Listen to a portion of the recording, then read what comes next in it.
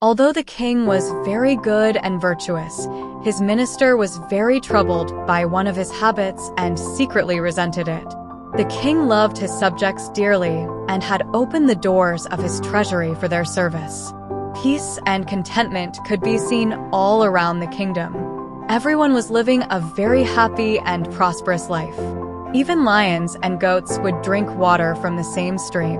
However, the minister was worried because the king became extremely happy when he heard praises from others and showered gifts upon those who praised him.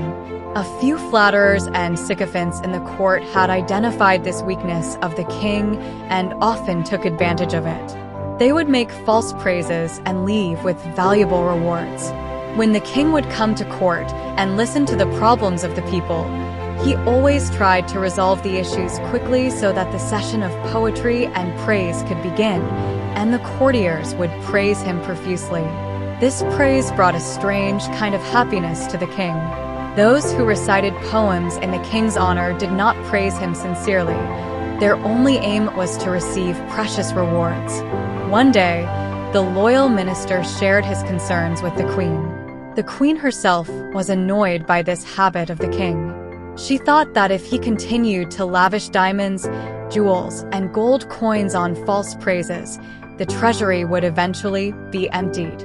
She said to the minister, "I trust you regarding this matter.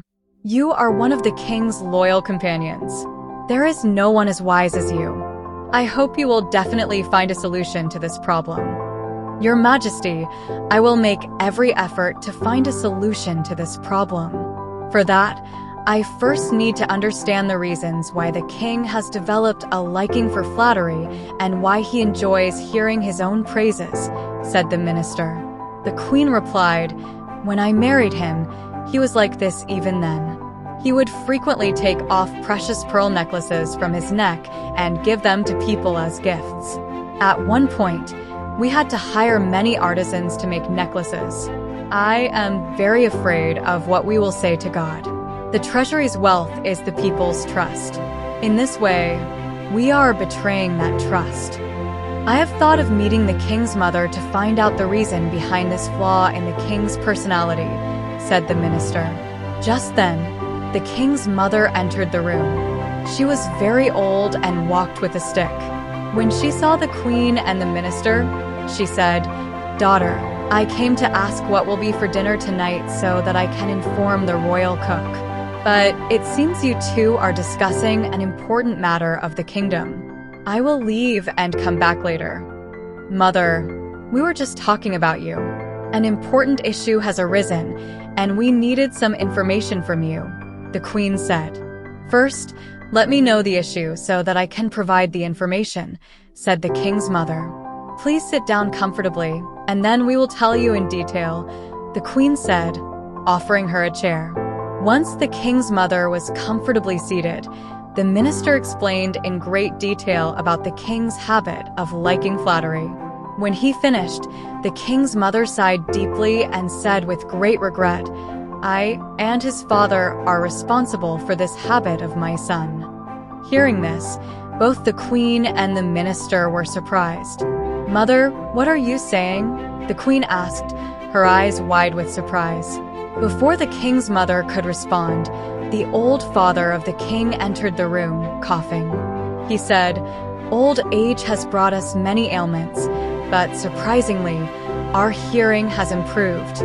We heard everything from a distance. My wife is absolutely right. We are both responsible for making our son fond of flattery." The queen had offered a chair to the king's mother. Now, it was the minister's turn to offer a chair to the king's father. He brought a chair close and said, "Please have a seat." Once seated, the queen spoke with concern. "The way they are both recklessly giving away their wealth, it seems the treasury will soon be empty. We have high hopes from the minister. We are confident he will find a solution soon." The minister stepped forward, cleared his throat, and said, "You are the king's parents. Both of you claim to be responsible for his flaw. We need to understand how. If we find out the reason, treating the king's habit will not be difficult." The king's father said, "It's a long story. You both sit down. Standing for so long will tire you out." Once the queen and the minister were seated, he began, "This goes back to when we were young and newly crowned. Our father had grown old and handed over the throne to us. Shortly after, we married a very beautiful princess. Her complexion was so fair that when she drank water, it could be seen passing through her neck." Saying this, the king's father glanced at his wife, who blushed and lowered her head. We are detailing her beauty to explain that she was always busy with her grooming to maintain her looks. We were no less. We loved hunting and excursions, and were often away with our pursuits. Soon, God blessed us with a child. Our prince was very beautiful. We were both delighted with his birth, but neither did she abandon her habit of constant grooming, nor did I give up my excursions and hunting. Our prince was raised by maids and servants. As he grew older, he wanted to sit with us, share his thoughts, and be praised by us. But we were too engrossed in our pursuits to pay attention to his feelings. The maids and servants who were responsible for his care took advantage of this. They praised him for everything, making him happy, and he would give them his toys, sweets, and other things. They realized his weakness, praised him falsely, and benefited from it. Gradually, our prince's habit of liking flattery became ingrained, and we are all witnessing the result. This story holds a lesson for those parents who stay distant from their children and consider praising them as beneath their dignity. Saying this, the old king sighed deeply and fell silent. The minister remained silent for a while, then said, "I will do my best to eliminate this habit. I also want to say that parents who don't spend time with their children, don't listen to them, and don't praise them for their good deeds, make their children feel deprived. There are both good and bad people in this world. Bad people take advantage of such situations quickly. They exploit these children with their flattering words." The king's mother and father lowered their heads. At that moment, the queen's little prince returned from playing in the garden. He held a twig from a bush and had threaded a guava leaf through it. The prince entered the room, greeted everyone politely, and said, "Mother, look. I made a fan with a guava leaf. It even spins." He blew on the leaf, and it started spinning rapidly. The queen, delighted, moved forward, kissed the prince, and said, "Our prince has made such a nice fan. Let me play with it too." The prince blew on the leaf again and said, "Mother, this is for children to play with." Saying this, he ran away. The king's mother said, "If we had treated our son the same way, listened to him, and praised him, he would not have become what he is now." A little while later, when the minister was about to leave, he shared some advice with the queen and requested her to follow it. The queen took his words to heart. That night, when the king was sitting with her in their room and the little prince was playing in front of them, the queen said lovingly, "Thank God, I am so fortunate to have a noble and kind husband like you. You are unique in appearance and character. Your heart is filled with love for your subjects." Hearing this, the king's eyes sparkled with happiness. He took off a precious pearl necklace from his neck and presented it to the queen. "I offer this to you for expressing such feelings." The queen smiled and said, "Your Majesty, I refuse to accept this reward. I have praised you from the depths of my heart. The sincerity and love I have for you cannot be measured by this simple necklace." The king was surprised and said, "When others praise us and we reward them, they accept it immediately.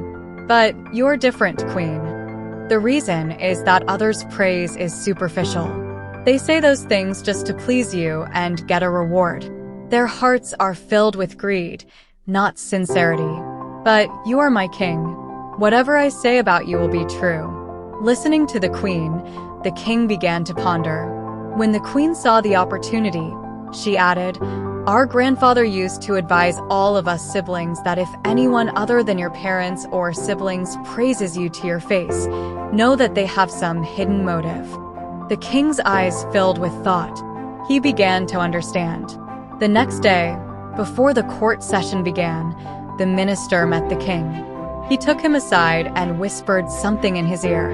After listening, the king's eyes sparkled with a new understanding.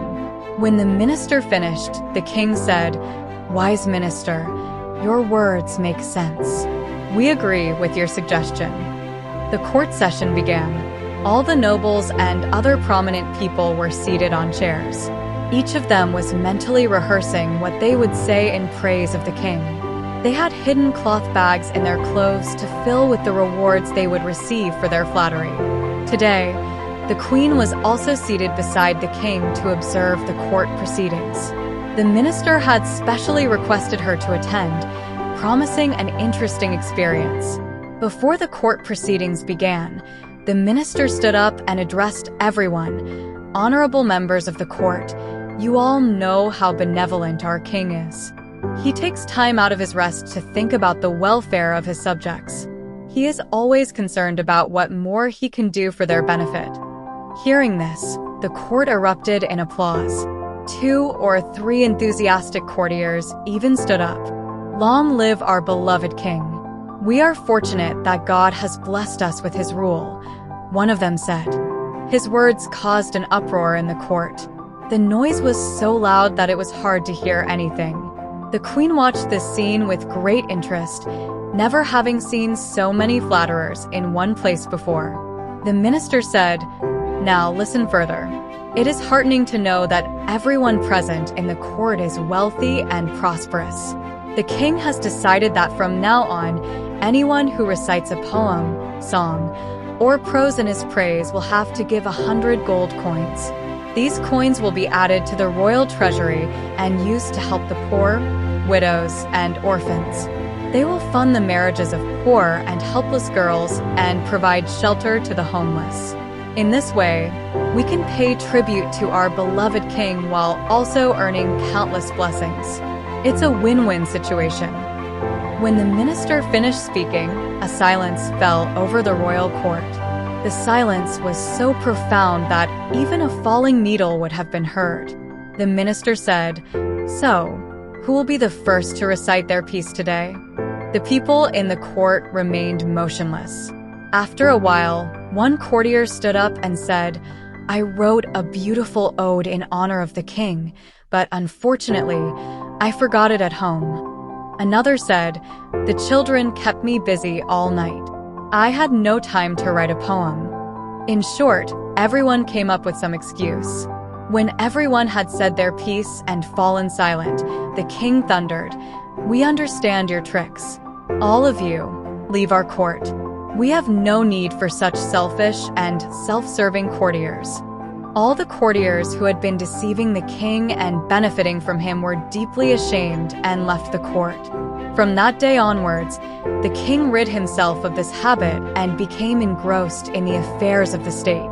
He held court daily, listened to the people's complaints, and addressed them. The queen and the minister were very pleased with this change because the king had realized his mistake and had gotten rid of the opportunistic flatterers. The queen's respect for the minister grew as well. She was grateful to him because, due to his wisdom, the king had come back to the right path.